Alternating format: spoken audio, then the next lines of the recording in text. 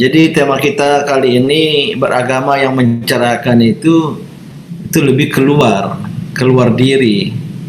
Tentu syaratnya diri sendiri sudah tercerahkan dulu. Maka sebelum menjadi munawwir, diri kita yang tercerahkan, munawwar ya, mendapat cahaya, mendapat sinar, mendapat pencerahan, jadilah diri kita ini munawwar, tercerahkan.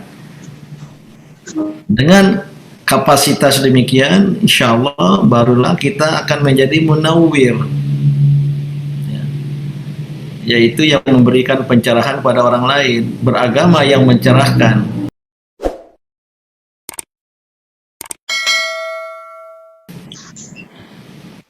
Bismillahirrahmanirrahim. Alhamdulillahil aliyyil qadir. Wassalatu wassalamu ala nabiyil basyirin nadhir wa ala alihi wa ashabihi wa man salaka tariqahul munir. Yang saya hormati Ketua PDM Kabupaten Tegal, Ustadz Arif Azman, dan segenap jajaran PDM, PCM, PRM se-Kabupaten Tegal dan Ortom Muhammadiyah, para jamaah rahimakumullah, Assalamualaikum warahmatullahi wabarakatuh. Alhamdulillah, saya bersyukur dan berbahagia dapat ikut serta pada acara ini, yaitu Malam Bermuhammadiyah. Karena diselenggarakan malam, maka berubah menjadi Malam Bermuhammadiyah, bukan Hari Bermuhammadiyah. Sekaligus saya memohon maaf ada kesalahan teknis dan kesalahpahaman untuk pengajian yang lalu. Kebetulan saya sedang dalam perjalanan ke Bandung kalau tidak salah, dan ada kesulitan teknis jaringan. Namun alhamdulillah kali ini dapat ikut serta dan kita bersilaturahim. Saya lihat di layar tadi banyak hadir para aktivis mujahid dakwah Muhammadiyah dari berbagai daerah ya. Tidak hanya Kabupaten Tegal tapi juga dari daerah sekitarnya. Nah, tema kita malam ini tadi sudah dijelaskan baik oleh moderator maupun oleh Ketua PDM, beragama yang mencerahkan. Jadi moderator menambahkan yang menggembirakan. Saya kira boleh ditambah predikat lain yang senada ya. Tapi beragama yang mencerahkan memang nyaris menjadi trademark Muhammadiyah ya. Karena Muhammadiyah mengusung sebuah tema ya, di antara banyak tema lain ya, yaitu tanwir, dan bahkan menjadi nama dari permusyawaratan tertinggi kedua di bawah Muktamar, yaitu sidang tanwir.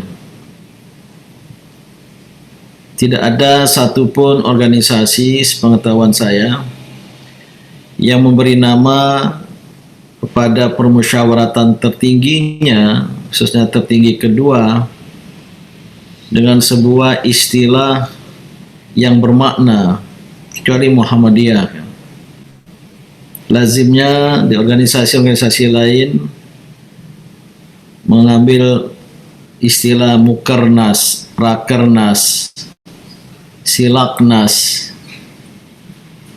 NU di bawah Muktamar itu Konferensi Besar Ulama, Kombes Ulama. Sebagai istilah-istilah yang datar saja ya, menunjukkan sifat dari pertemuan itu: musyawarah kerja nasional, rapat kerja nasional, silaturahmi kerja nasional ya. Tapi Muhammadiyah menggunakan istilah yang bermakna Itu tanwir, dan maknanya penting ya, dan bagus sekali. Saya tidak tahu persis dan pernah meminta kepada sejarawan Muhammadiyah sejak kapan istilah tanwir dipakai dan siapa penggagas awal. Ya, tentu ada biasa seorang dan kemudian diajukan ke organisasi gitu. Nah, tanwir dari kata nur, cahaya, maka tanwir itu pencahayaan, penyinaran, pencerahan. Karena cahaya dan sinar itu cerah, mencerahkan. Maka dakwah Muhammadiyah disebut sebagai dakwah tanwiriyah, dakwah pencerahan, yang sebenarnya sudah pernah kita rumuskan pada Muktamar Yogyakarta tahun 2010 ya. Apa itu dakwah pencerahan? Waktu itu ya, tak ajukan bahwa dakwah pencerahan adalah dakwah yang pada dasarnya mengeluarkan manusia dari kegelapan kepada terang benderang. Terutama seperti ayat Al-Quran itu. Allahu waliyul ladzina amanu, itu Al-Baqarah 257 kalau tidak salah. Allahu waliyul ladzina amanu yukhrijuhum minaz zulumati ilan nur. Allah lah wali, penguasa, petinggi ya, dari kaum beriman yang Allah itu berfungsi yukhrijuhum, mengeluarkan mereka, mengeluarkan manusia minaz zulumati ilan nur. Jadi ikhrajun nasi minaz zulumat ilan nur, mengeluarkan manusia dari az-zulumat, kegelapan-kegelapan, jamak itu az-zulumat, dari kegelapan-kegelapan ilan nur, kepada cahaya yang terang benderang, bukan jamak, singular. Maka inilah yang namanya proses tanwir. Jadi tanwir itu adalah ikhrajun nasi minaz zulumati ilan nur, mengeluarkan manusia dari kegelapan-kegelapan kepada cahaya yang terang benderang. Ini yang boleh jadi kita jadikan sebagai dasar dari tanwir, dari dakwah tanwiriyah atau dakwah pencerahan. Dan waktu itu kita jabarkan dakwah pencerahan itu mengandung atau memiliki gradasi ya, dimensi. Dimensi itu lebih ke dataran, gradasi itu ke tataran. Dimensi dari gradasi dari tanwir atau pencerahan itu, pertama adalah pembebasan, yaitu membebaskan manusia dari semua belenggu kemanusiaannya, kejahiliahannya dalam bidang akidah, ilmu pengetahuan,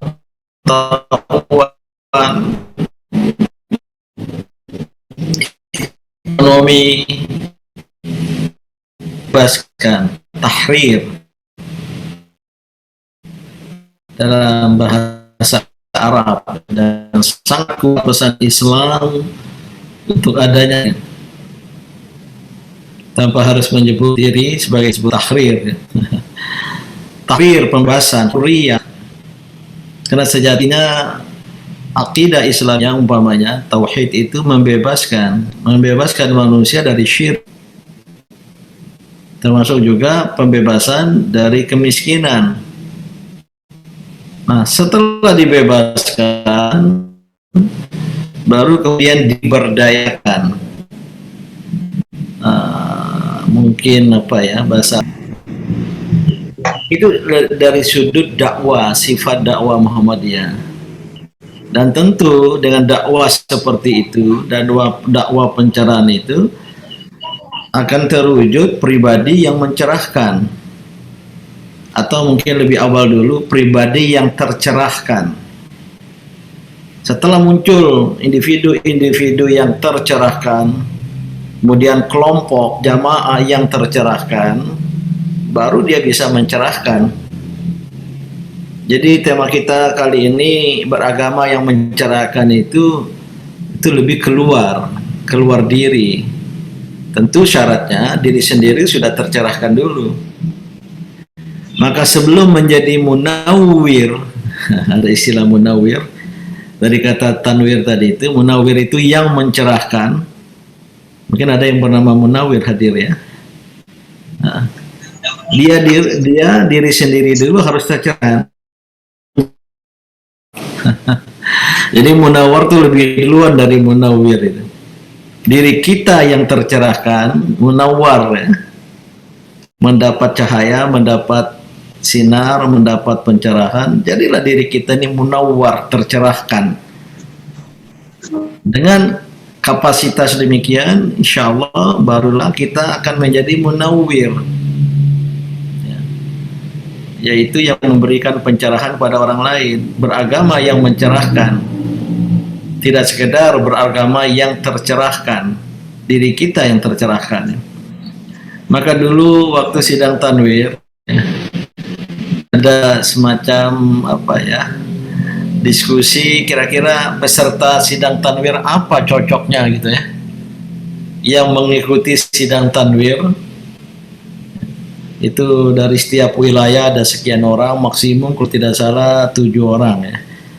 PWM yang besar seperti Jawa Tengah, Jawa Timur, Jawa Barat itu mendapat jatah anggota tanwirnya 7. Kalau jumlah cabangnya berkurang 5, berkurang lagi 3, kalau nggak salah minimal 3 ya.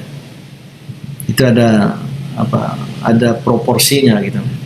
Nah, setelah berkumpul anggota tanwir bersidang tanwir itu apa jabatannya gitu? Apakah munawwir yang mencerahkan atau munawwar yang tercerahkan gitu? Tapi muncul juga ternyata ada istilah dalam bahasa Arab dalam sigot yang lain, mutanawwir. Oke, mutanawwir. Sebenarnya lebih mengandung konotasi mencari pencerahan.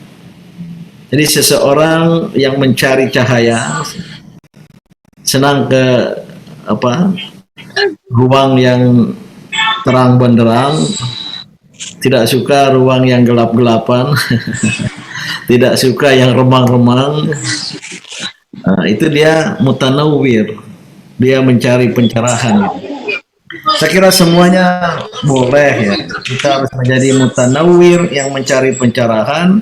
Diri kita menjadi munawwar yang tercerahkan, baru kemudian kita menjadi munawwir yang mencerahkan orang lain, masyarakat, bahkan alam semesta secara keseluruhan itu.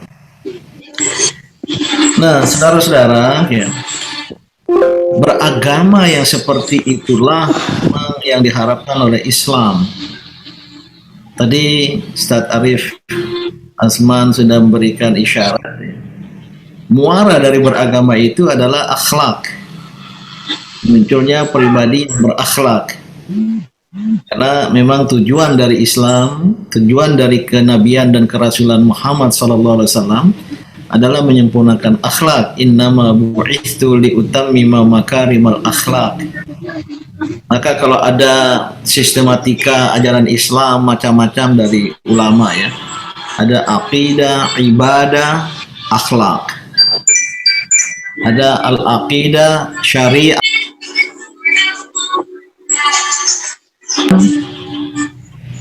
Host kenapa memiutkan saya? Iman, Islam, ihsan. Itu selalu ada ya, sistematika ajaran Islam yang bersifat trilogi ya.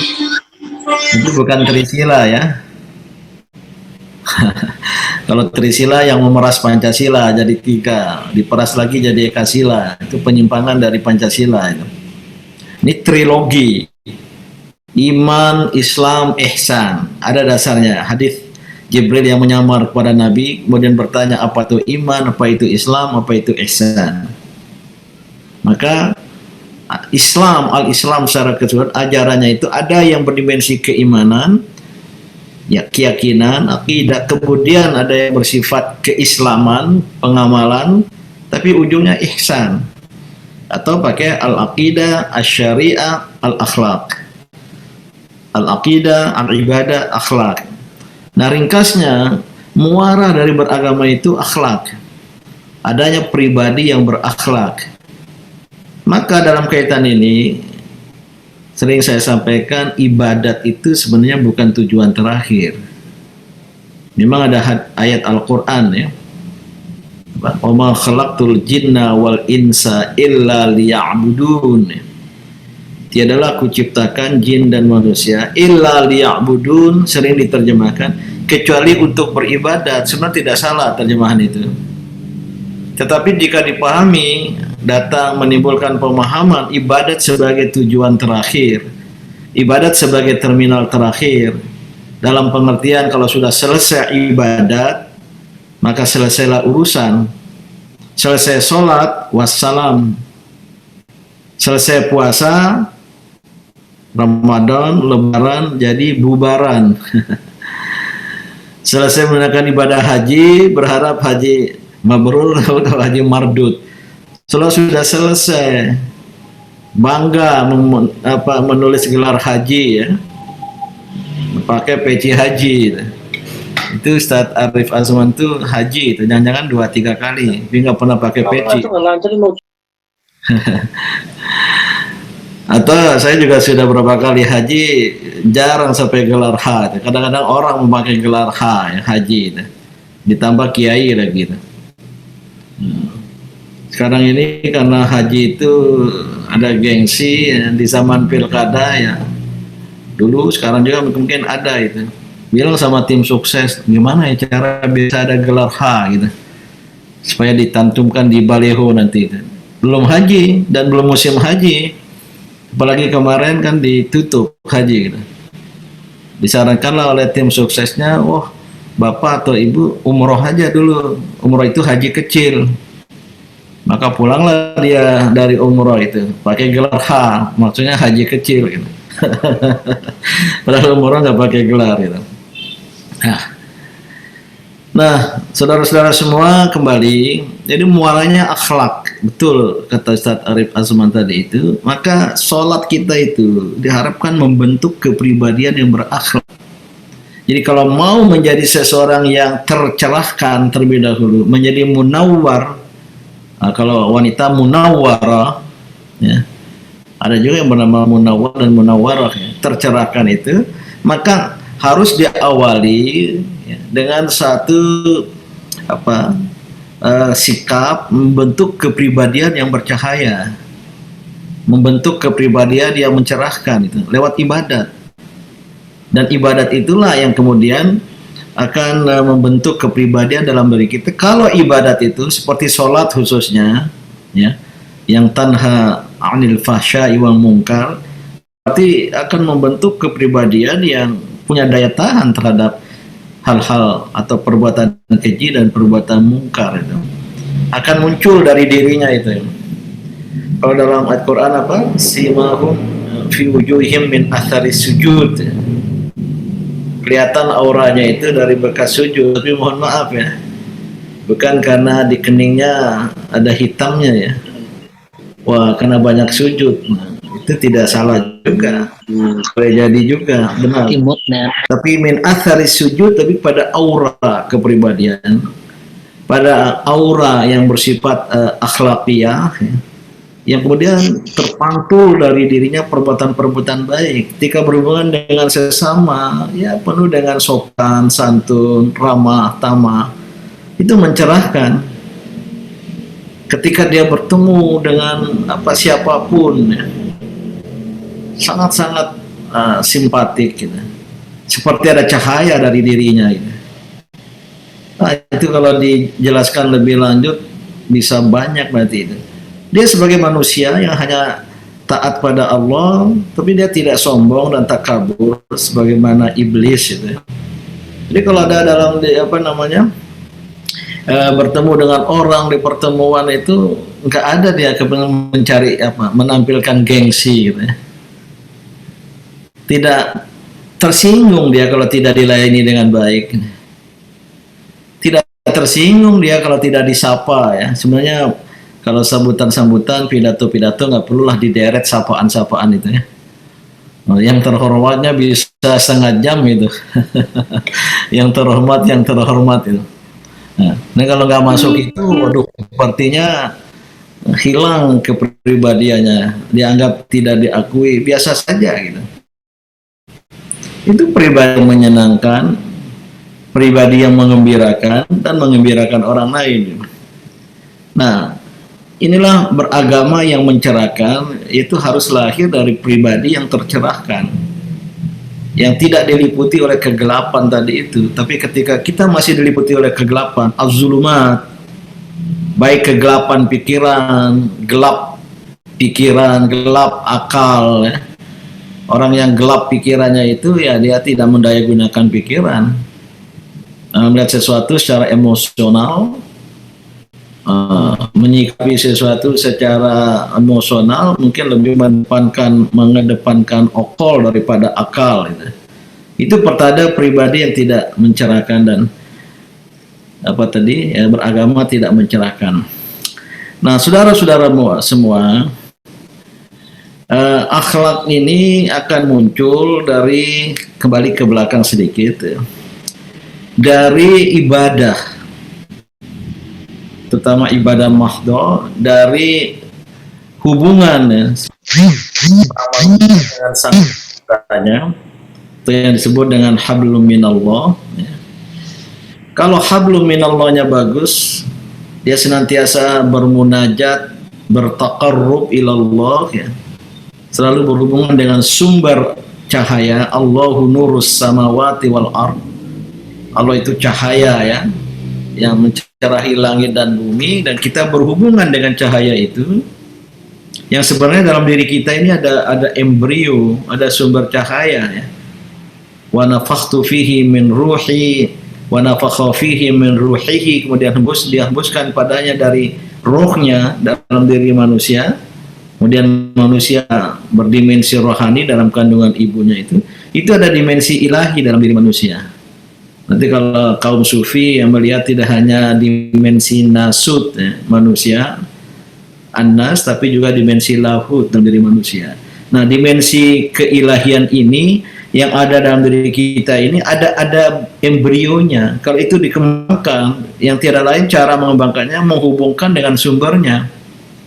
Allahu nurus samawati wal ard. Gak mungkin seseorang akan bercahaya, mencerahkan, kalau dia tidak pernah berhubungan dengan Allah sebagai sumber cahaya. Tidak mungkin seseorang beriman akan melahirkan sebuah refleksi kepribadian yang penuh dengan kasih sayang kalau dia tidak pernah berhubungan dengan Ar-Rahman Ar-Rahim. Kira-kira demikian ya pada Al-Asma'ul Husna itu.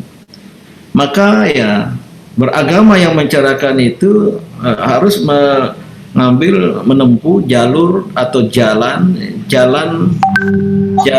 pencerahan itu sendiri, yaitu ibadat yang berhasil, baik sholat, puasa, zakat, yang intinya adalah tazkiyatun nafs, penyucian diri, penyucian jiwa.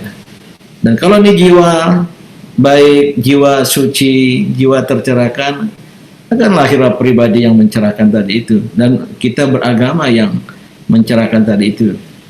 Nah tentu ya, keberagaman seperti itu harus didasari pada akidah. Saya agak ke belakang nih, nggak saya ambil dari awal baru ke sini, mundur ke belakang ya harus dari akidah, yaitu tiada lain berada pada jalan yang benar ya, yaitu berada pada as-siratal mustaqim. Maka mengapa kita dalam sholat selalu berdoa ya Allah tunjukkanlah aku jalan kebenaran, jalan lurus ya.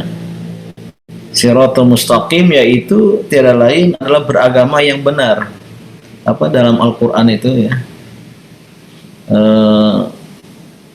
Qul hadani rabbi ila siratin mustaqim Ya Allah katakanlah bahwa aku ditunjukkan oleh Tuhanku pada siratal mustaqim. Apa itu siratal mustaqim?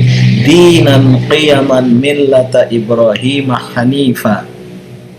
Berpegang teguh pada agama yang kokoh, yang kukuh, sebagaimana ditunjukkan, diteladankan oleh Ibrahim yang hanif. Maka Ibrahim alaihissalam itu hanifan musliman, wa ma kana minal musyrikin.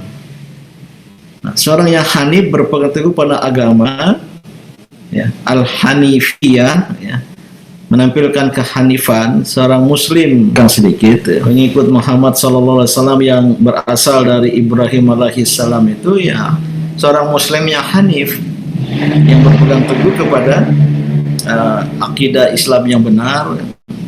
Baru tadi ibadat, itulah yang melahirkan akhlak, ya. Dan Rasulullah SAW menjelaskan al-hanifiyah yang harus kita tampilkan sekarang itu dalam sabda beliau, inna khairuddin ilallah al-hanifiyatu samha. Sebaik-baiknya agama, keberagaman kepada Allah itu adalah yang menampilkan al-hanifiyah, kehanifan, as-samha, yang berlapang dada, yang terbuka, tidak main pokoknya, tidak memotolakan paham, apalagi mengkafirkan orang lain, tapi akidahnya sangat kuat. Inilah keberagaman dengan ibadat, itu lahir akhlak itu. Nah, saudara-saudara, sebelum saya akhiri, inilah yang disimbolkan dalam ayat yang saya bacakan di awal tadi, ya. Al-Baqarah 257, Allahu waliyul ladzina amanu, Allah wali orang-orang yang beriman, ya. Tugas Allah itu yukhrijuhum minaz zulumati ilan nur, mengeluarkan manusia dari kegelapan pada terang benderang, cahaya, tanwir. Nah, sebaliknya, walladzina kafaru, ujung ayat itu, walladzina kafaru awliya'uhumut taghut. Wali-wali mereka itu taghut. Taghut itu sebenarnya lebih pada sikap, bukan sosok. Pada satu sikap yang melampaui batas, yang melakukan togian, yang togo, ya, yang melampaui batas, yang ekstremis, ya, dalam berbagai bidang, ya, ekstremis, ya, dalam politik, ekstremis di dalam ekonomi, ya, itu togut yang menampilkan togian. Nah, orang-orang kafir, walladzina kafaru, dan orang-orang kafir itu auliyahum togut, pemimpin-pemimpin mereka, idola-idola mereka, apa rujukan-rujukan mereka. Walladzina togut, ya. Apa kerja togut itu? Cenderungnya yukhrijunahum minan nuri ila zulmat. Ya. Yukhrijunahum minal zulumatin. Mereka itu mengeluarkan manusia dari cahaya terang benderang kepada kegelapan-kegelapan. Nah, ini yang saya kira banyak terjadi, ya. Dan kalau kita terlibat, apalagi menjadi togut yang ekstremis, ya, yang melampaui batas, ketika diberi amanat, ya, dia kemudian melampaui batas, menindas, itu togut. Ketika diberi kuasa dalam bidang ekonomi, dia kemudian menindas juga, sehingga terjadi kesenjangan ekonomi, ya. Banyak togut-togut politik, togut ekonomi, togut sosial budaya, ya, yang ada sekitar kita itu, yang sebenarnya mereka itu mengeluarkan manusia dari cahaya terang benderang kepada kegelapan-kegelapan. Kalau saya tadi mengeluarkan manusia dari kegelapan-kegelapan pada terang benderang, itu adalah tanwir, ya, mengeluarkan manusia dari cahaya terang benderang kepada kegelapan-kegelapan, itu tauzlim. Ini selalu berbentrok dalam kehidupan antara gerakan tanwir, kekuatan tanwir, dan kekuatan tauzlim dalam hidup ini. Nah, kembali dengan tema kita, ya, beragama secara mencerahkan, maka pesannya adalah bagaimana kita menjadi seorang beriman yang bisa menampilkan al-akhlaqul karimah, akhlak mulia, ya.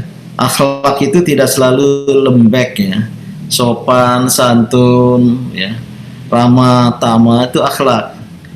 Itu kalau saya katakan dalam bahasa Inggris soft ethics, etika lembut.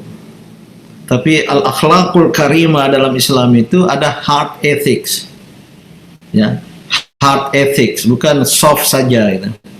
Yang hard ethic ini adalah seorang yang berakhlak, bekerja keras, dia ulet, produktif, harus menjadi orang berhasil, menjadi orang kaya, itu berakhlak itu.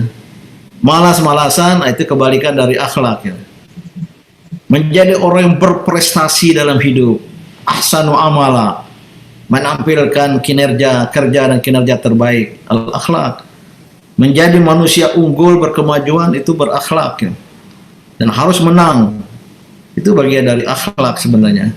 Jadi tidak hanya akhlak dalam dimensi lembut, soft ethic, tapi akhlak dalam dimensi keras, hard ethics. Ini akan melahirkan pribadi yang mencerahkan, maka dia sopan, santun, baik semua, tapi jangan kira kalau sudah menyangkut prinsip, dia tidak takut pada siapapun. Nah ini semua kemudian barulah kita tampilkan untuk mencerahkan orang lain, mencerahkan masyarakat. Jadilah masyarakat itu secara keseluruhan menjadi masyarakat yang tercerahkan. Itulah Al-Madinah Al-Munawwarah. Al-Madinah Al-Munawwarah yang dibangun Rasul di Yathrib. Di dalamnya itu membangun ummah ya. Tapi luaran itu Al-Madinah Al-Munawwarah, sebuah komunitas yang tercerahkan. Karena terdiri dari individu-individu yang tercerahkan. Mereka munawwarun, tercerahkan dan kemudian menjadi munawwirun.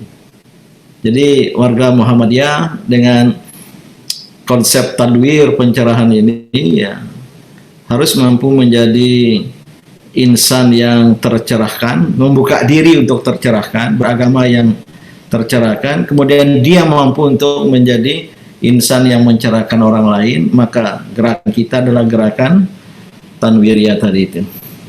Saya kira ini saja sebagai pengantar ya, biar ada waktu untuk diskusi ya. Maka saya cukupkan. Wassalamualaikum warahmatullahi wabarakatuh.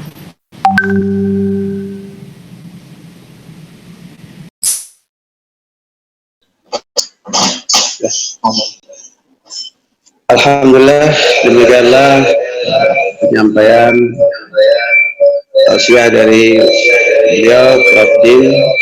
Mudah-mudahan apa yang beliau sampaikan bisa menjadikan kita orang-orang yang tercerahkan, menjadi orang-orang yang munawar.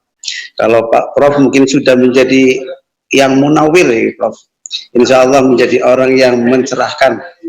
Kita sebagai orang yang mutanawir, yang sedang mencari pencerahan, mudah-mudahan dengan penyampaian Prof Din bisa menjadikan kita orang-orang yang tercerahkan, menjadi orang yang munawar.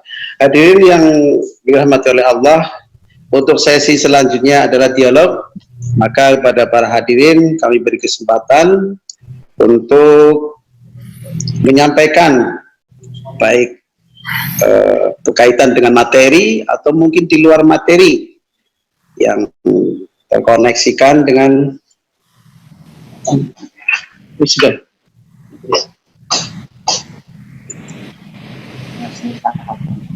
Mas Ali, ya, silakan. Di chat ada tuh Mas Ali, dibaca di chat ada.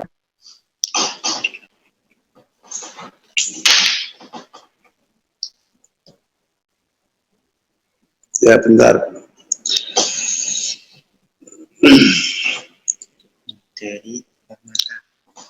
Oh, dari Permata ya. Ini yang pertama.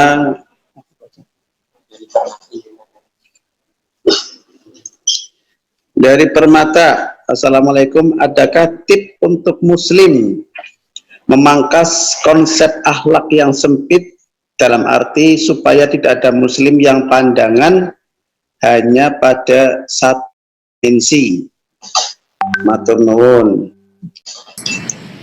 Ya, tidak ada. Gimana Pak Rafi? Tidak ada tip khusus ya. Kecuali ya kita mulai sebarkan, harus utamakan konsep akhlak yang luas tadi itu, yang berdimensi ganda, baik berdimensi lembut maupun berdimensi lunak. Yang ini dapat kita pahami dari al-asma'ul husna itu sendiri. Karena al-akhlaqul karimah yang perlu untuk kita tampilkan itu tidak lain ya, dari akhlak yang tercermin dari al-asma'ul husna Allah Subhanahu wa taala yang 99 itu. Yang benihnya ada dalam diri manusia bersamaan dengan penghembusan ruh dalam batas-batas manusiawi. Nah, ini bisa dikembangkan embrio ini dengan menjemput dari sumbernya Allah Subhanahu wa taala. Lihat saja ya, yang berdimensi lembut, Ar-Rahman, Ar-Rahim, Al-Ghafur ya. Apalagi? Ya, pemaaf. Tapi Al-Asmaul Husna itu yang berdimensi keras ya. Al-Qahar, gagah, perkasa. Jangan mudah kalah dan dikalahkan, apalagi mengalah. Itu gitu. Al-Jabbar. Coba lihat, kapan-kapan bedah itu ya. Bolehlah untuk pengajian yang yang khusus itu membedah berapa dari al-asmaul husna itu yang berdimensi soft dan berapa yang berdimensi hard, lembut dan keras. Keras itu bukan kekerasan ya, apa ya? Saya nggak tahu istilahnya.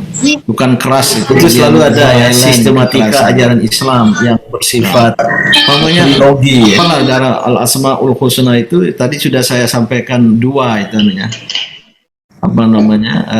Dua contoh gitu.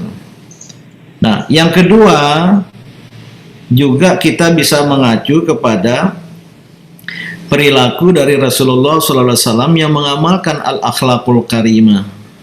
Hulukuhul Quran, akhlaknya itu Al-Quran. Itu tidak lain al-asmaul husna. Rasul itu orangnya lembut dalam hal tertentu, tapi bisa asyidda'u alal kufar. Ya. Nah, sudah, tapi pemaaf ketika yang memusuhinya mencari mau membunuhnya, kemudian beliau yang pegang pedang, ya. Tidak langsung kemudian balas dendam. Nah, ini suatu hal yang jelas. Tapi tadi pertanyakan gimana tipnya? Aduh, kalau saya ditanya agak teknis kayak susah jawabnya ya. Tapi mungkin ya, ada Mbak atau Ibu yang bertanya itu mulai dari pendidikan. Kalau mau al-akhlaqul karimah tertanamkan itu mulai dari rumah, termasuk dari ibu sebagai al-madrasatul ula. Kalau begitu anak kita ya dididik ya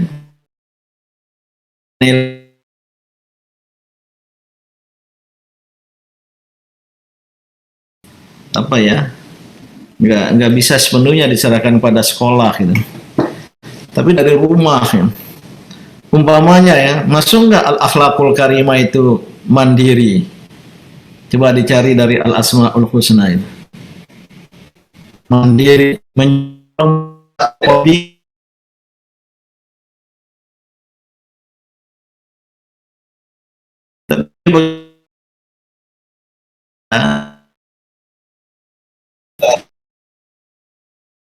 saya lihat anak-anak bule itu kalau usia balita itu jarang digendong, nggak pernah digendong itu, dibiarkan berjalan bersama.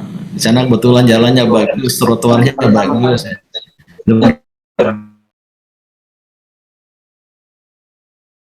Apa kata sang ibu? Get out, get out. Mereka langsung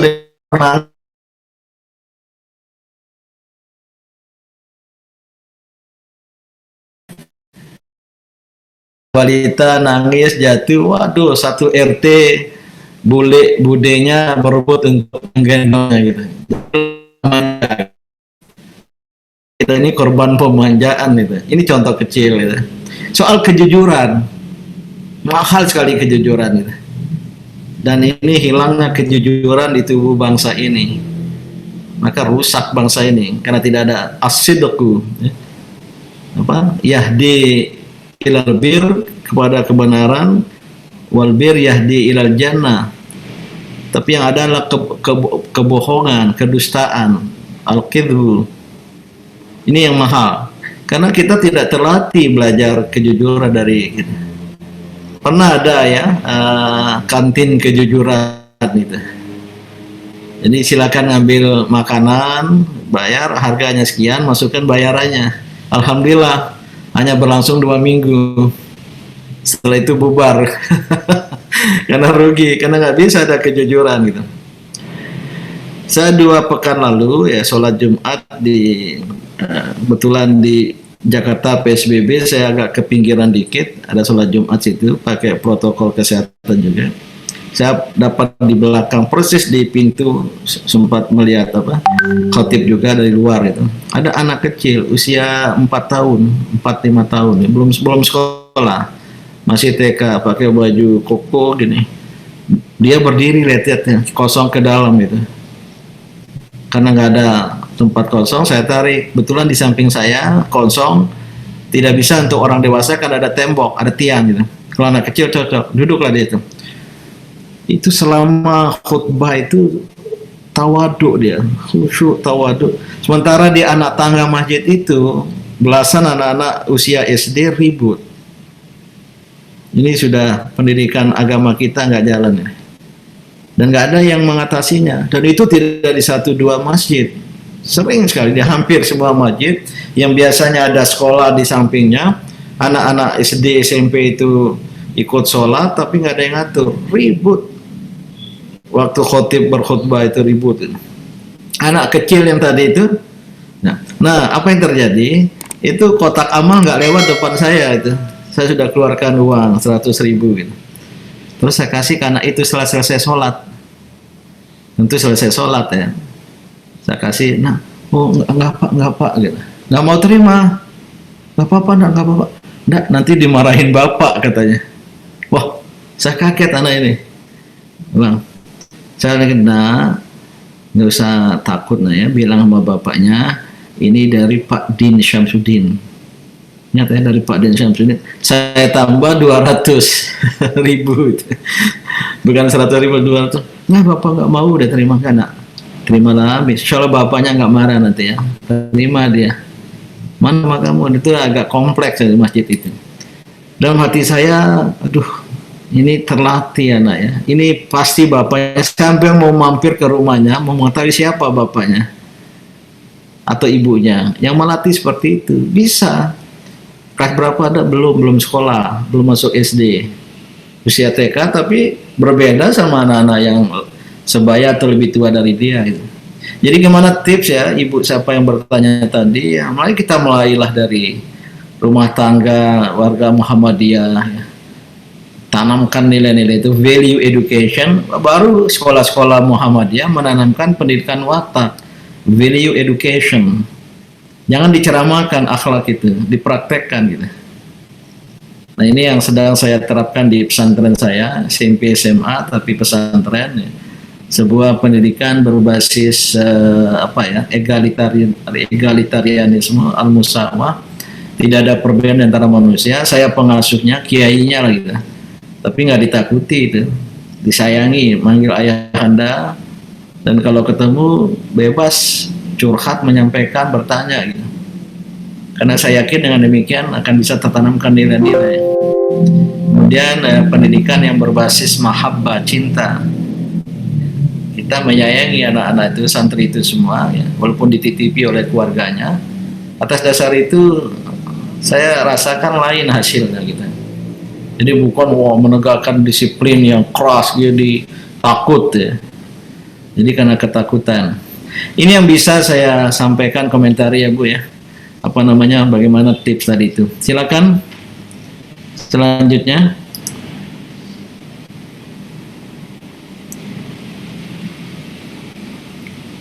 Mana moderator yang bacakan? Ya, sebentar. Sorry. Ada pertanyaan ini? Ini kan Mana moderatornya? Sebentar, ini ada gangguan teknis. Pak, Kalau gitu saya baca, ini ada Saya Pak. Umi Fadilah ya. Umi Fadilah. ini Pak Prof, dari ada 3 penanya yang nadanya hampir sama ini. Ya, silakan, apa itu pertanyaan? Dari Bumi Fadilah. Ya. Dari Bumi Fadilah. Ya. Dari Ramdhani Jatinegara, dan satunya, aduh, Di pertanyaannya Pak. maaf, ya. Apa pertanyaannya, intinya?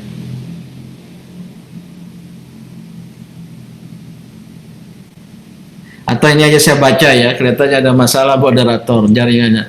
Dari yang Mbak Umi Fadilah, bagaimana Muhammadiyah kondisi bangsa yang carut marut seperti ini ketika sebagian rakyat dan penguasa dalam kegelapan. Ya, gimana posisi Muhammadiyah? Bukan posisi ya, gimana sikap dan peran ya. Karena harus berperan. Kalau rakyat bangsa terutama penguasanya di dalam kegelapan, az-zulumat, apalagi jadi togut-togut tadi itu, ya peran Muhammadiyah meluruskan, mencerahkan, mengeluarkan mereka dari az-zulumat ila nur gitu. Dan di saat seperti inilah ya dakwah pencerahan Muhammadiyah harus lebih aktif lagi, terutama jika kerusakan, kemungkaran itu terjadi pada struktur kehidupannya. Kalau struktur itu lebih kepada ketentuan-ketentuan yang ada, bukan sekedar perilaku. Apalagi ditambah dengan perilaku elit. Maka amar ma'ruf nahi mungkarnya harus dikencangkan. Sebab kalau tidak kencang atau biasa-biasa saja ya dianggap dianggap lewat gitu. Biarkan anjing menggonggong, kafilah berlalu. Coba lihat ya, PP Muhammadiyah, PBNU, MUI, majelis-majelis agama menyatakan pernyataan ya, paling tidak 2 terakhir ini, minta menunda pilkada karena sangat potensial menjadi klaster baru. Sementara pandemi ini belum sampai ke puncak dan korban bertambah setiap hari. Dan yang kedua ya, ormas-ormas yang sama ya, PP Muhammadiyah, PBNU, MUI, supaya menolak Omnibus Law. Nggak digubris oleh pemerintah yang sudah gelap mata, yang sudah summum bukmun umyun fahum. Nah, gimana itu dakwah kita seperti itu? Kalau dengan kaulan layinan, perkataan yang lembut, ya nggak mempan. Bahkan kaulan syadidan, lebih keras lagi, nggak mempan juga ya. Nah, saya tidak tahu gimana posisi yang terbaik. Namun saya berkeyakinan kalau ormas besar seperti Muhammadiyah, NU kompak, tidak berhenti pada pernyataan, tapi ada lebih maju lagi ya. Saya yakin minta ketemu presiden bersama-sama seluruh tokoh. Nah, sudah terlalu sekali kalau tidak mau mendengar gitu. Tapi untuk bisa seperti itu kita harus punya kekuatan, punya political leverage, punya wibawa politik. Kalau masyarakat Madani punya wibawa politik, mudah juga disogok, mudah juga disuap, dan sudah pernah susah itu. Kita nggak bisa maju tak gentar membela yang benar. Karena kita sudah terbiasa maju tak gentar membela yang bayar gitu. Nah, coba cari itu. Apa faktor-faktor yang menyebabkan suara-suara kebenaran tidak didengar? Jelas hati yang mendengarnya sudah tertutup. Tapi saya yakin ya, kalau seandainya kita yang melakukannya dengan niat, dengan istiqomah ya, apalagi bersama-sama ya, insya Allah akan dengar. Atau ya dicari cara lain gitu. Saya kira itu Ibu Umi Fadilah yang bisa saya jelaskan, dan ini bagian dari al-amru bil ma'ruf wa nahyu 'anil munkar yang menjadi terdapat pada ayat favorit Muhammadiyah itu, wal takum minkum ummatun yad'una ila khair ya'muru bil ma'ruf wa yanhauna 'anil munkar. Jadi Muhammadiyah ini dua utamanya, ad-da'wah ilal khair seperti menyelenggarakan pendidikan, kesehatan, pembangunan ekonomi, yad'una ilal khair harus dikombinasikan dengan wa ya'muruna bil ma'ruf wa yanhauna 'anil munkar, amar ma'ruf nahi munkar. Itu yang menjamin wa ulaika humul muflihun, mencapai al-falah, kemenangan. Tapi kalau hanya ad-da'wah ilal khair, dirikan sekolah, dirikan perguruan tinggi, umpamanya amar ma'ruf nahi munkar nggak ada, ketika mendikbudnya kemudian melanggar, menyimpang, kita diam saja. Ketika ya umpamanya kemarin hampir ya, pelajaran sejarah dihapus, hampir begini begitu gitu. Nah kalau kita diam saja amar ma'ruf nahi munkar, maka saya kira apa yang kita hasilkan dari ad-da'wah ilal khair itu bisa runtuh gitu. Nah, syaratnya untuk amar ma'ruf nahi munkar harus tegar, tegas, tegar ya.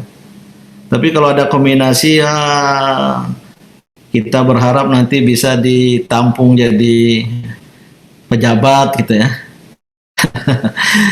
Jadi menteri, jadi ini ya, susah. Itu hubbud dunya wa karahiyatul maut. Itu syaratnya. Memang harus ya sepi, hilang dari kecenderungan-kecenderungan jabatan. Tapi kalau mudah pamannya, karena kita berharap jabatan ini, jabatan itu, sehingga tidak kita keluh di beramar ma'ruf dan nahi munkar, ya sudah, nggak akan jalan gitu. Kira Muhammadiyah kita memiliki watak amar ma'ruf nahi munkar yang tegas dan jelas itu.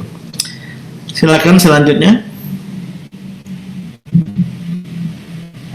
Mana moderatornya? Pak moderator, Mas Ali. Atau siapa? Ya, matur nuwun atas sebetulnya. Terima kasih. Oh, silakan. Makasih. Oh, yang tadi ya bertanya chat itu.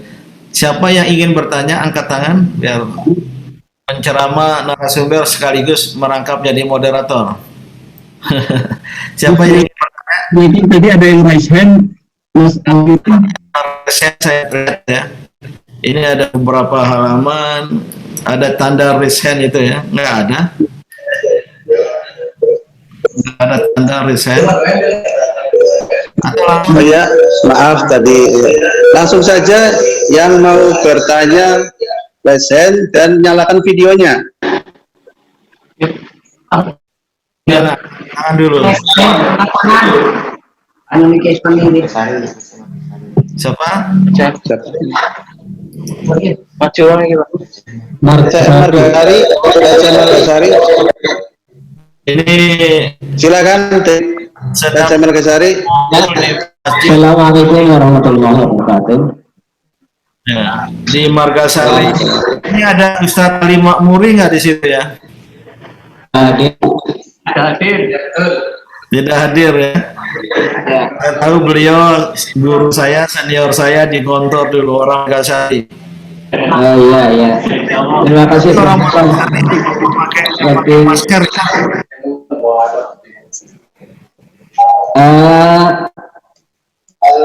Hubungannya dengan pencerahan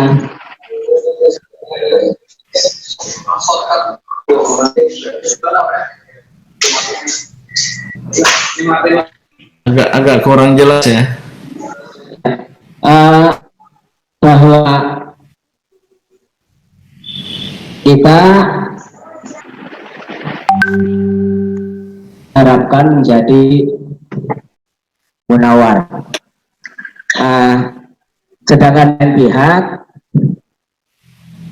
mengajak kepada dari cahaya kepada zulumat.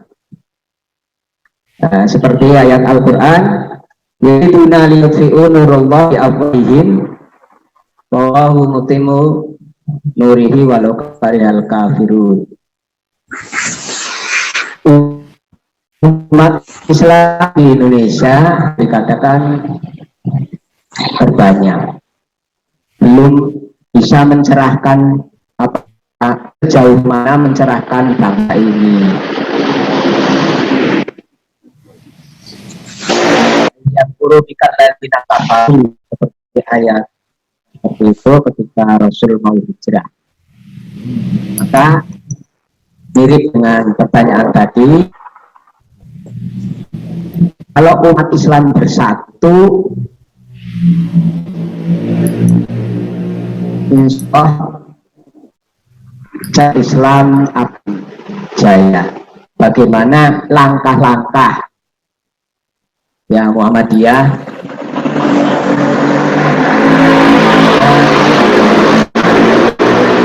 ya kami, begitulah yang lagi tren ya, dengan kami atau dengan Islamisme Jamaluddin Al-Afghani. Demikian saja. Assalamualaikum warahmatullahi wabarakatuh. Waalaikumsalam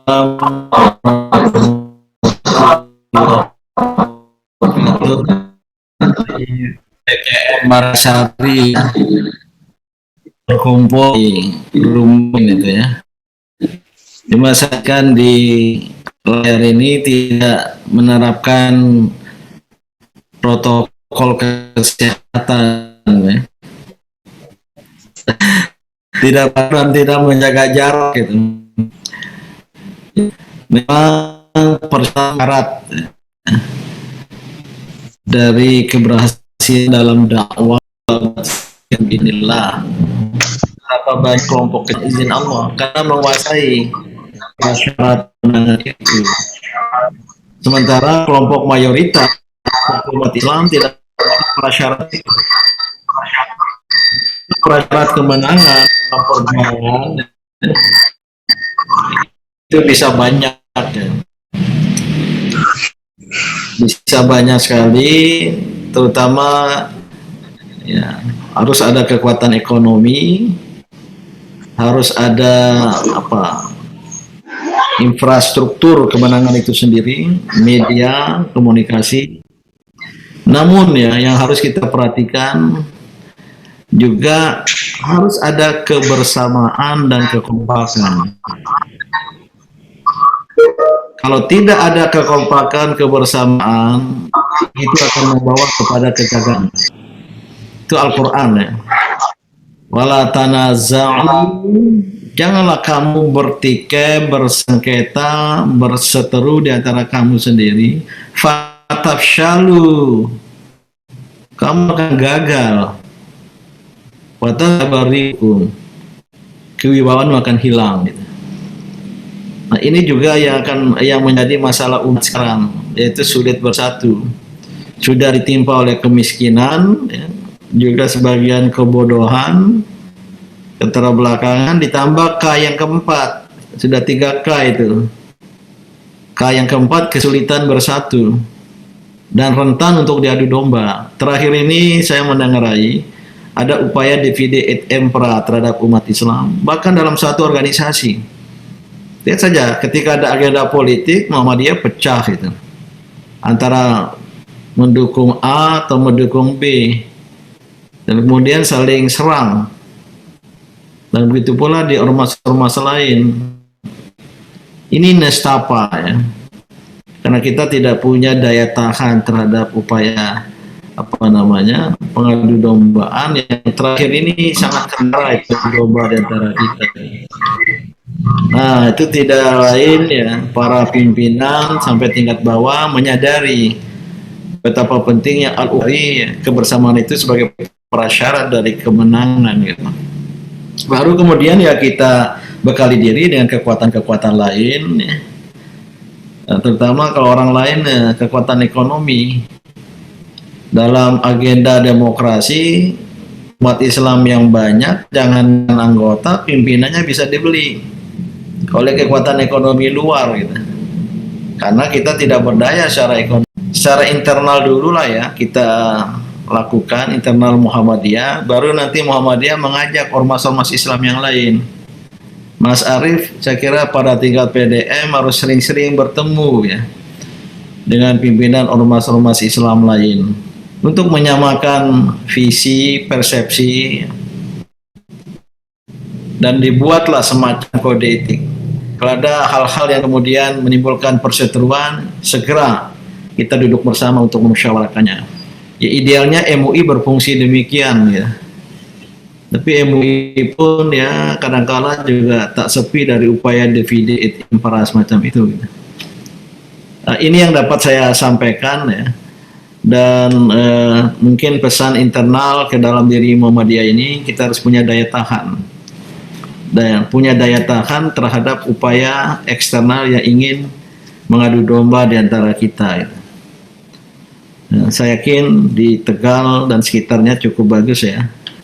Hubungan Muhammadiyah dengan NU, dengan ormas-ormas lain, termasuk juga di dalam internal Muhammadiyah. Jangan sampai karena ada hal-hal itu perbedaan, karena ada juga kasus-kasus di tempat-tempat lain, akhirnya terjadi konflik yang susah untuk diatasi di internal Muhammadiyah. Saya kira demikian, dan ada yang ngangkat tangan di moderator ya.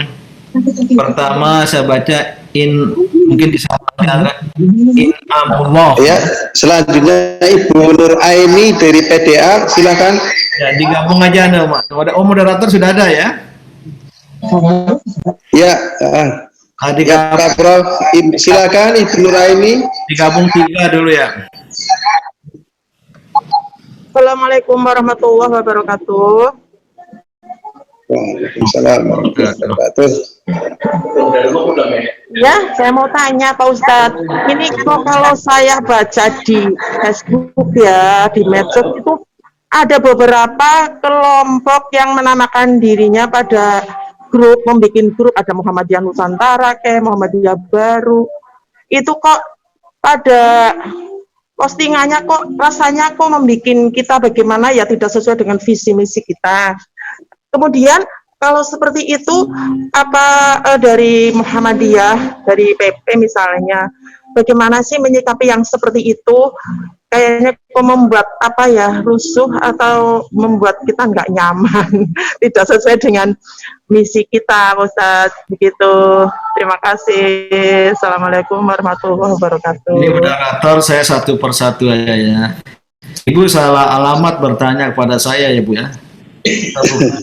Muhammadiyah. Saya ini ketua pimpinan ranting Muhammadiyah, jadi nggak bisa menjawab. Tapi ya, ada gejala tadi banyak kelompok-kelompok mengatasnamakan Muhammadiyah. Ada yang sebenarnya untuk mau lucu-lucu aja itu. Ada itu grup itu Muhammadiyah garis lucu katanya. Dikumpulin yang lucu-lucu. Tapi kalau sudah ada grup mengatasnamakan sebuah organisasi, mungkin tidak hanya Muhammadiyah, isinya kemudian menyimpang, itu dapat dipastikan itu grup liar itu. Itu grup yang ingin melemahkan Muhammadiyah, yang ingin madu domba Muhammadiyah. Coba cek siapa adminnya, siapa saja anggotanya. Jangan-jangan bukan orang Muhammadiyah itu. Tapi kalau kritis terhadap organisasi, bertanya ya, itu mungkin masih dalam batas-batas. Masukkan tadi kalau ada yang aneh-aneh tentang Muhammadiyah ya. Tapi kalau bisa ya, akhlak orang Muhammadiyah itu, perbedaan pendapat di dalam itu jangan dibawa keluar. Ya, itu Muhammadiyah itu dari dulu saya amati sejak saya menjadi kader muda ya, IMM, pemuda Muhammadiyah. Saya lihat tuh pernah lihat rapat PP Muhammadiyah ya. Saya sebagai pemuda Muhammadiyah, wah keras sekali itu. Ya ada gebrak-gebrak mejanya juga. Tapi setelah itu rangkul-rangkulan dan nggak dibawa keluar itu. Jangan kemudian hasil rapat sudah beredar di media sosial itu. Bahkan intrik-intrik pasti melibatkan anggota dan akhirnya pecah. Ya. Saya tidak tahu persis yang grup yang Ibu maksudkan, tapi kalau ada yang menyimpang, nyeleneh, bahkan mendiskreditkan Muhammadiyah secara vulgar, itu jelas bukan watak Muhammadiyah dan besar kemungkinan itu orang luar Muhammadiyah. Silakan selanjutnya, moderator. Ya, dari Pak Nugroho. Silakan Pak Anggun Nugroho dari Kudus. Tafadhol. Terima kasih atas kesempatannya. Assalamualaikum warahmatullahi wabarakatuh.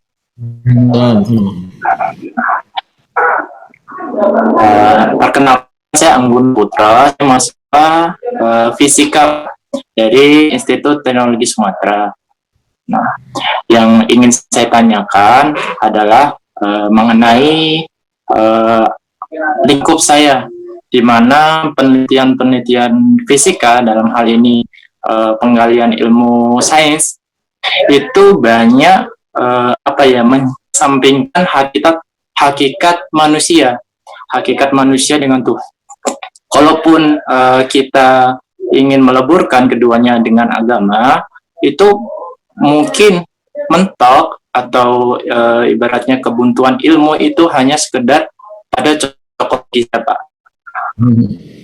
Nah, yang ingin saya tanyakan adalah bagaimana kita bisa menyeimbangkan keilmuan sains yang kebanyakan itu dibawa oleh ilmuwan-ilmuwan dari Barat, dan bagaimana kita kemudian menciptakan suatu ilmu-ilmu sains yang mampu menerangkan hakikat manusia dan Tuhan.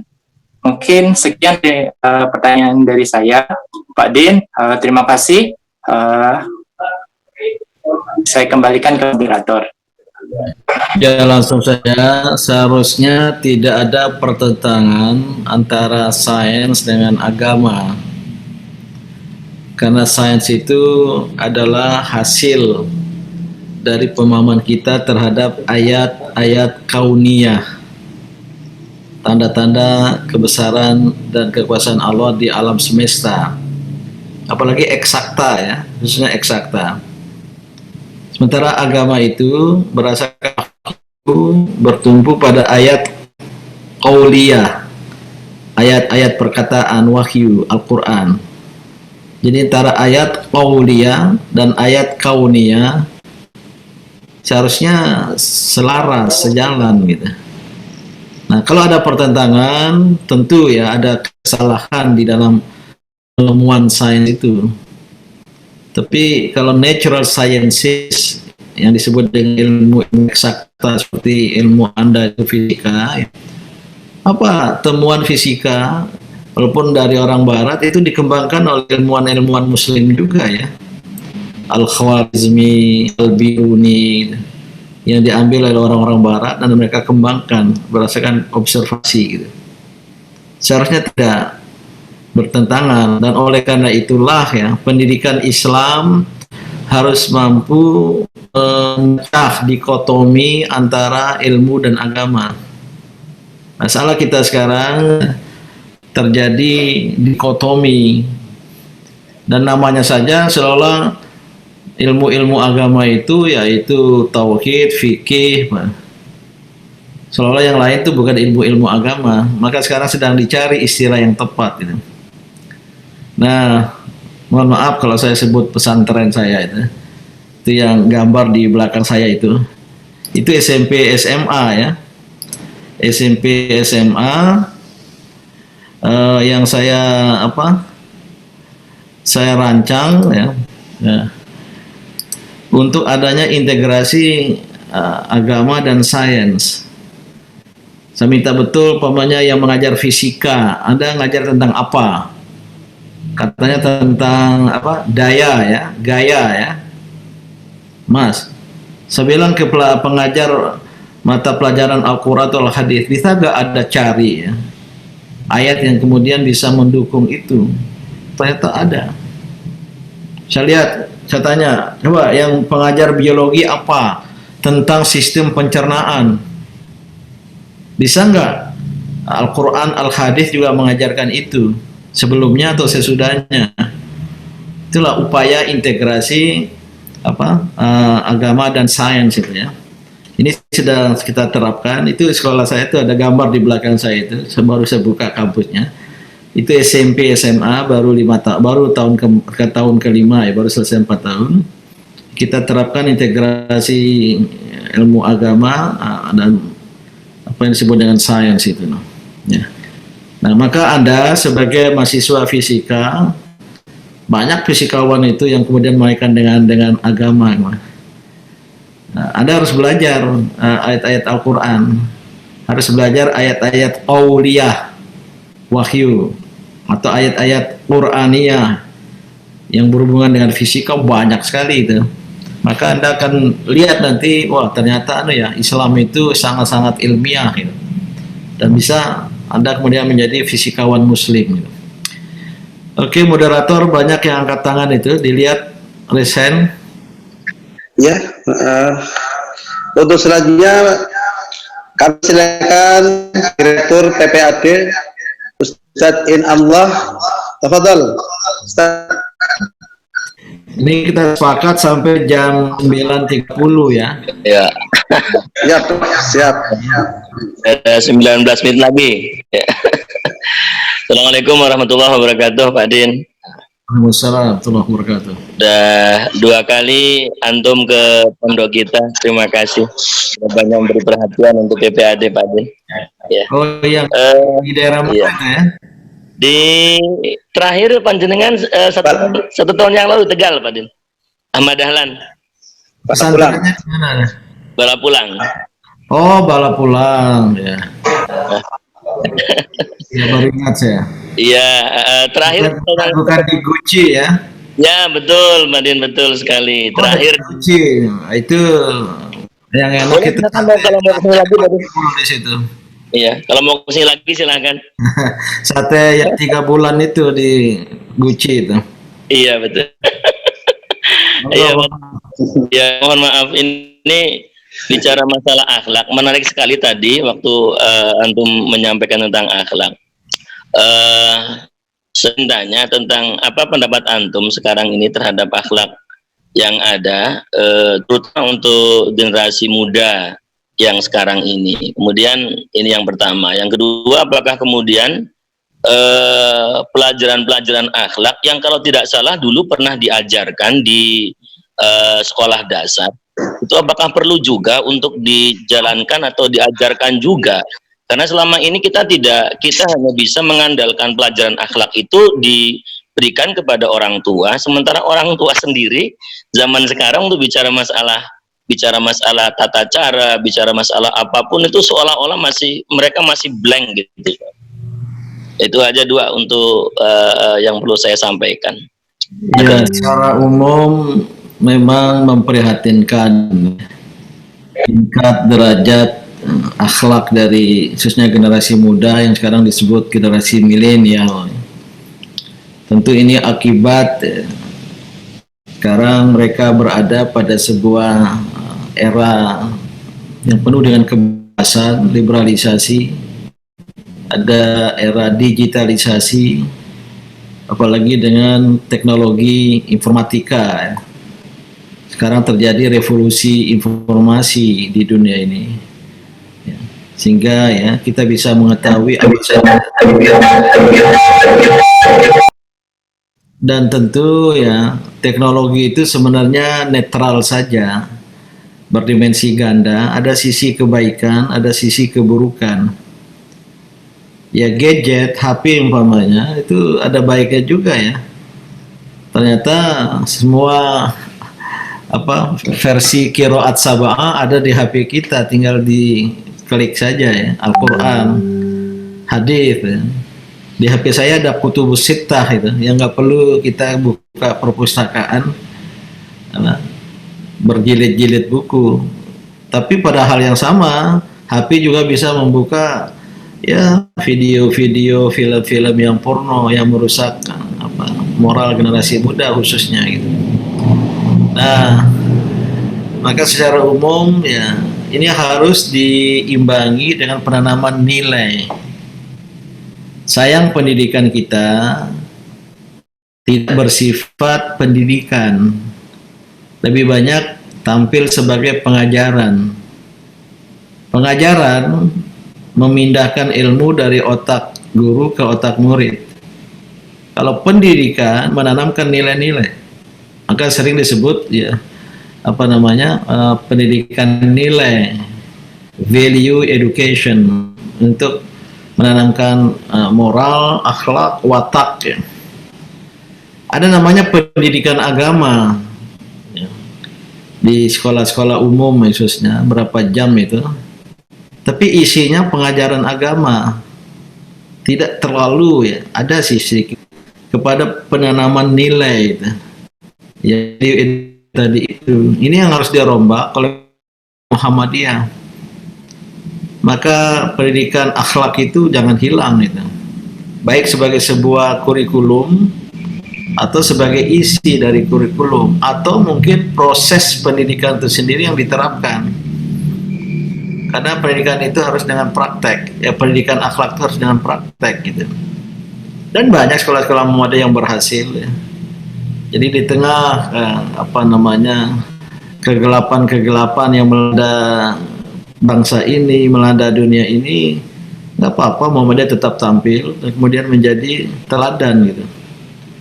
Nah, gimana caranya ini terpulangkan kepada para pendidik, terpulangkan kepada para pimpinan sekolah ya, pimpinan pesantren Muhammadiyah ya. Nah, yang kedua tadi atau tadi apa? Inam. Yang kedua tadi. Apa perlu ada gerakan atau Ya. ada pengajar atau pendidikan itu diterapkan di Jadi sekolah? tidak harus ya dalam bentuk kurikulum, tapi dalam bentuk program kedisiplinan apa menjadi tradisi sekolah ya. Nah, kalau di Gontor namanya sunnah Gontor, sunnah pondok modern Gontor, ketentuan-ketentuan. Sebenarnya kalau yang bersifat dormitory, MBS, pesantren itu lebih mudah itu untuk menanamkan itu. Cuma dirancang betul gitu. Nah, dan ya sekarang berkembang gitu ya konsep-konsep pendidikan nilai itu gitu. Tadi saya jawab. Memang tidak mudah ya dengan penggunaan HP itu ya. Ada yang berpendapat jangan pakai HP sama sekali. Nggak salah Gontor mungkin nggak boleh pakai HP ya. Nah, tapi ada yang bilang nggak bisa di era digital ini kalau anak-anak umat ini kemudian buta ya soal teknologi digital. Kemarin di pesantren saya hanya hari Ahad boleh HP-nya dibagikan dan hanya boleh 3 jam. Nah, diambil lagi. Ada aturan begitu Pak Adin? Saya datang, saya bilang lebih banyak lah nggak apa-apa, tapi diberi tugas. Iya. Sehingga nggak sempat nanti. Tolong carilah informasi itu nama kelasnya itu nama-nama ilmuwan Muslim itu Al-Biruni, Al-Khwarizmi, Al-Farabi. Coba diberi tugas cari browsing, googling di Google biografi dari nama kelasnya itu. Nanti menjadi bahan diskusi. Nah, pekan depan cari lagi, nggak sempat mereka. Tapi era digital dan perpustakaan pun sudah harus digital. Jadi mungkin dengan pengawasan, dengan kesadaran. Dan anak-anak muda bisa ada yang kesadaran. Ini memang tidak mudah, tapi harus dimulai gitu. Oleh karena itu ya kita menghadapi ya, tantangan zaman ini dengan satu sikap, 2 hal. Harus ada self defense mekanisme pertahanan diri. Jadi bagaimana menyaring ya, hal-hal yang negatif, yang buruk. Nah, yang kedua kita siapkan ke depan. Ya. Maksud saya satu generasi baru yang sadar ya akan hal-hal negatif. Sekarang kelompok mana itu? Ternyata dia kemudian bukan bosan, reject dengan hal-hal negatif, film-film porno itu sebagai sesuatu yang dianggap itu jijik, sampah gitu. Ternyata bisa ditanamkan, nggak tahu itu. Para pendidiknya ada strategi dan metodologi tertentu untuk menanamkan itu. Oke, mungkin 1-2 terakhir digabung, Mas Moderator. Tadi Sumatera Selatan. ya moderator yang menentukan. Ayo silakan langsung saja dari Sumatera Selatan dan satu lagi dari Kabupaten Tegal. Singkat saja, nggih. Singkat saja. Ya, oke. Assalamualaikum warahmatullahi wabarakatuh. Waalaikumsalam. Bang Din, sudah lama nggak berjumpa. Yang terakhir kalau salah pada waktu di Palembang ya. Anda pindah ke Iya, ya waktu di UMP kalau nggak salah itu Universitas Muhammadiyah Palembang. Tadi sudah disebut-sebut tuh sebenarnya saya memang saat sekarang ini di PCM Pendopo Kabupaten Patlawang, Sumatera Selatan. Jadi kalau kita sebagai peran kita sebagai pencerah itu memang kadang-kadang saya dari dulu waktu mahasiswa di Universitas Muhammadiyah Palembang melihat peran kita itu belum begitu berperan di dalam yang pertama pada pendidikan tadi gitu kan. Jadi dunia pendidikan Muhammadiyah itu saya lihat itu sudah kalah ya dengan sekolah-sekolah Islam atau IT itu ya. Sekolah Islam itu. Sekolah Islam itu saya pernah jadi kepala sekolah SMA IT selama 3 tahun. Itu sering betul ketemu gitu ya. Apa namanya semacam BIMTEK atau bimbingan kepada guru-guru. Nah, di Muhammadiyah yang saya rasakan agak kurang itu, Pak Den ya. Jadi bagaimana kita mau menjadi berperan secara global di dalam saja kita kan belum begitu berperan. Termasuk peran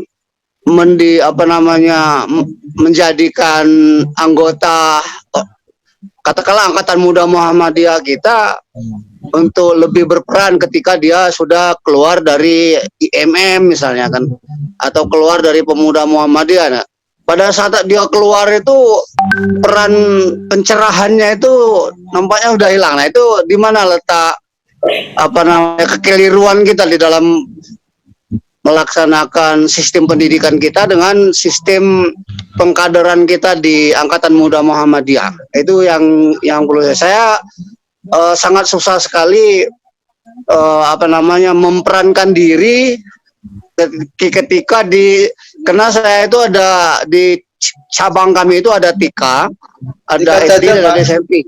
Ya, itu. Jadi yang intinya apa yang keliru dalam pendidikan kita dalam pengkaderan di Angkatan Muda Muhammadiyah. Terima kasih. Wassalamualaikum warahmatullahi wabarakatuh.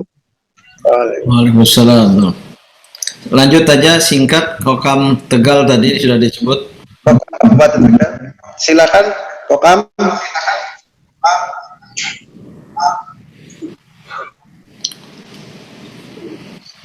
Saudara Kokam Kabupaten Tegal, monggo. Di unmute mic-nya. Assalamualaikum warahmatullahi wabarakatuh. Mungkin pertanyaan saya tidak jauh. Kurang kedengaran suaranya, Mas. Pertanyaan saya mungkin tidak jauh. Dekatkan ke mic dan keras. Pertanyaan saya mungkin tidak jauh beda dengan apa yang telah disampaikan oleh Ustadz Inamullah, bahwasanya memang untuk pendidikan Kecil sekali, tidak dengar. Suaranya, Mas. Ya. Pertanyaan saya mungkin tidak jauh beda dengan apa yang telah disampaikan oleh Ustadz Inamullah, bahwasanya memang untuk pendidikan akhlak di usia dini ini memang sangat memprihatinkan, di mana memang untuk pendidikan akhlak ataupun pendidikan agama di bangku sekolah itu semakin minim dan mungkin jamnya juga lebih terbatas. Maka bagaimanakah peran kita selaku orang tua agar lebih bisa mengintensifkan pendidikan anak itu agar mempunyai akhlak yang baik dan bisa menjadi anak yang lebih soleh. Terima kasih. Assalamualaikum warahmatullahi wabarakatuh. Waalaikumsalam. Mas moderator yang terakhir digabung aja itu PCPM Pangkah, angkat tangan. Oh ya, silakan PCPM Pangkah. Singkat saja ya. Ya, Assalamualaikum warahmatullahi wabarakatuh. Waalaikumsalam. Langsung saja, saya mau tanya tentang generasi pemuda Muhammadiyah di Kabupaten Tegal. Saya pengen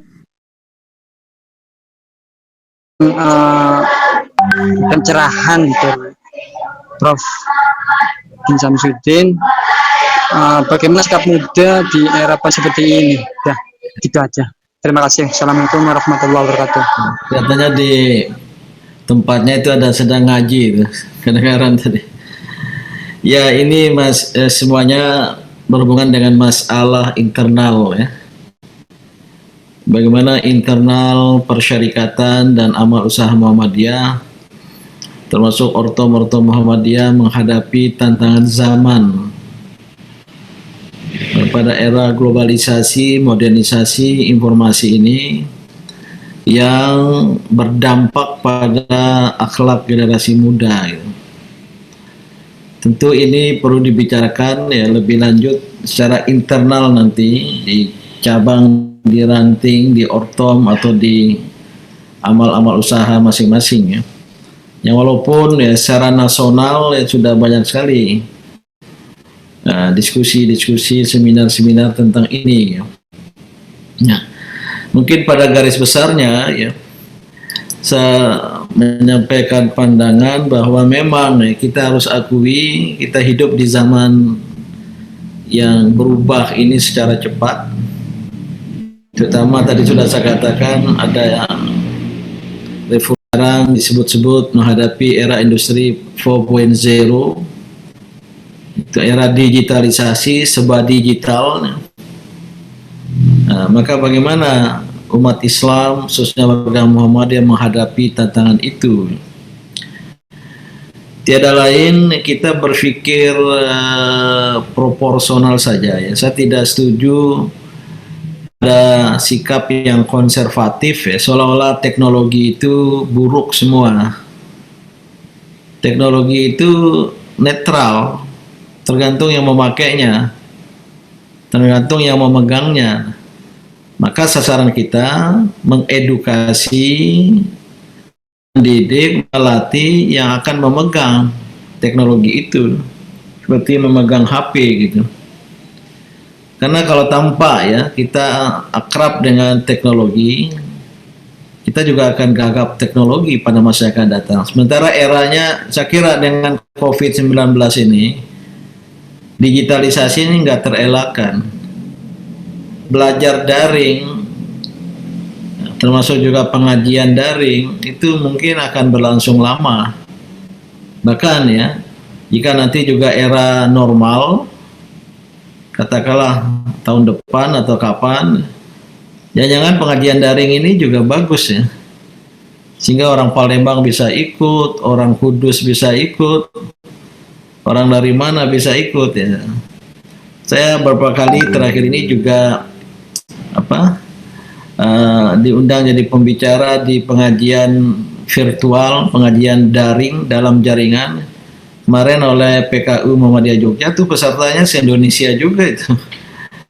Ada yang dari Sorong, ada yang dari Maluku, ada yang dari Sumatera, Kalimantan gitu. Bahkan kalau pengajian ranting Muhammadiyah Pondok Labu himpitkan dengan pengajian orbit itu pesertanya dari luar negeri gitu. Dari mancanegara, anak ikut terlibat. Ikut tertarik juga gitu. Nah, saran saya tadi itu tanamkan sikap itu, ya netral pada dasarnya, tapi juga ada bahayanya. Nah, menanamkan kesadaran, pengetahuan dan kesadaran akan bahaya dari teknologi, selain positifnya, itu penting bagi anak-anak dari kecil. Yang kedua ya, memang ini harus dijawab oleh umat Islam, oleh Muhammadiyah ya, dengan satu sikap yang bertanggung jawab menyediakan konten. Sekarang kita kalah dalam penyediaan konten. Konten itu apa? Isi. Saya sudah sampaikan waktu ada Rakernas Majelis Dikdasmen ya, belum terlalu lama di awal COVID ini ya, pendidikan Muhammadiyah menghadapi tantangan dan sekarang harus siap dengan konten gitu. Nah, ada orang lain yang menyiapkan dengan konten, maka teknologi hanya dipakai alat untuk menyebarkan konten, isi-isi itu yang bisa dibuat secara menarik ya. Pamannya mubalik Muhammadiyah sudah harus punya program YouTube. Bila perlu akun YouTube. Ada yang sudah menggunakan itu ya. Sehingga di posting aja itu pidatonya, kultumnya jangan panjang-panjang ya. ya di YouTube-nya itu. Kemudian kalau tertarik, menarik bagi orang lain, akan jadi pelanggan tuh, subscribers. Bahkan kalau banyak viewersnya, pemirsanya itu dapat royalti loh dari YouTube itu. Nah, ini cara kita menghadapi tantangan zaman secara bertanggung jawab dengan kita jinakkan teknologi. Nah, kita pakai kembali ke dunia pendidikan tadi itu ya. Selain soal teknologi seperti itu, maka penanaman nilai lewat pembiasaan, lewat keteladanan. Ya, kalau yang berasrama tadi agak mudah, yang tidak berasrama SMP, SMA, SD, SMP, SMA kita pulang atau SMK kita ya, kita sudah didik baik-baik, di luar rumah, di luar sekolah rusak lagi itu. Karena ada pengaruh-pengaruh lain, ya nggak apa-apa. Kita berlomba tadi antara tanwir dengan tazlim tadi, antara gerakan dakwah mengajak manusia kepada jalan kebenaran, mengeluarkan dari kegelapan, dengan propaganda kegelapan yang mengajak manusia ke kegelapan-kegelapan, mengeluarkan dari cahaya ya. Kita harus siap bersaing sekarang ini gitu. Itu yang perlu dilakukan. Selebihnya saya sangat-sangat menekankan pendidikan keluarga.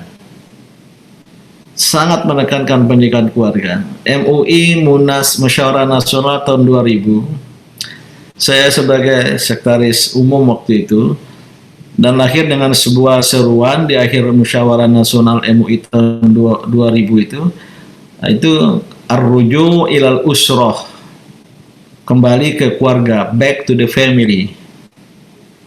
2000 ya. Sekarang 2020 belum berhasil kita lakukan gerakan kembali ke keluarga, membangun keluarga, kehidupan berkeluarga, rumah keluarga sebagai madrasah ya. Ibu sebagai al-madrasatul ula. Itu adanya rencananya. Nggak berhasil sampai 20 tahun, dilalah ya. Bahasa Jawanya dilalah ya. Ada COVID-19 memaksa kita berada di rumah, work from home, beribadah dari rumah, banyak di rumah. Ini sebenarnya momentum untuk kembali membangun kehidupan rumah tangga. Anak-anak belajar dari rumah, tapi ibu bapak tidak siap ya. Ketika ada pelajaran nanya pada ibunya nggak paham. Apalagi juga ada kendala-kendala teknologi ya, HP-nya terbatas, jaringannya terbatas. Ya. Itu tugas negara sebenarnya itu. Jadi catatan saya yang terakhir ini, perkuat lembaga keluarga sebagai lembaga pendidikan. Kalau anak-anak di rumah, terutama yang masih punya anak-anak kecil atau cucu ya, terbiasa kuat dari rumah, insya Allah di luar bagus. Apalagi kalau sekolah juga bagus. Maka kehidupan luaran masyarakatnya dia akan bisa punya daya tahan gitu. Walaupun itu nggak ada jaminan, tapi lebih bagus daripada tidak kita lakukan. Saya kira ini Bapak Ibu, saudara-saudara, para jamaah ya, percakapan kita. Saya kebetulan ada webinar lain dengan luar negeri ya. Dan saya berterima kasih, berbahagia bisa ikut serta. Selamat kepada Muhammadiyah Tegal ya, amal-amal usahanya. Insyaallah rumah sakitnya berkembang ya. Kita datang 2-3 kali. Alhamdulillah Pak Din. Ini direkturnya nih, Pak Kiri. Direkturnya siapa sekarang? Pemasangan batu pertama tapi belum pernah hadir Pak Din. Jadi Pak Bir ini sering ikut acara saya nih. Nah, kemarin Sarasehan Kebangsaan Dewan Nasional Pergerakan Indonesia Maju ada juga ya. Pengajian orbit terus. Orbit ikut. Waduh, jadi sudah sering nih. Saya ingat sekali wajahnya gitu. Yang paling saya ingat itu gambar di belakangnya itu rumah sakitnya, gedung rumah sakitnya. Pesantren kita berapa Pak Mas Arief? Pesantren ada 2. Ya.